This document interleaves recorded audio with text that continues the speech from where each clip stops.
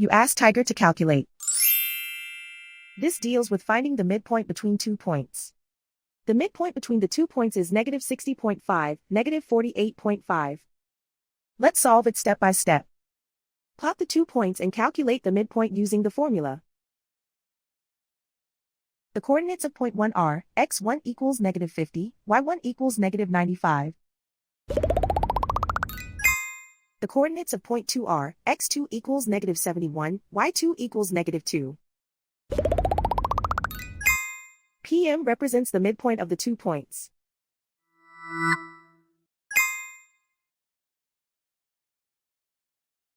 Use the x values in the midpoint formula to find the midpoints x. x1 equals negative 50. x2 equals negative 71. Simplify the arithmetic.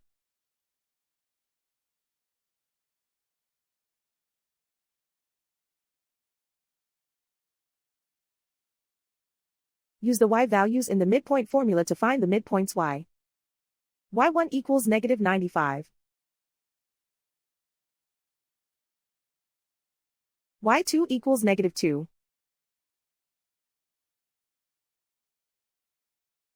Simplify the arithmetic.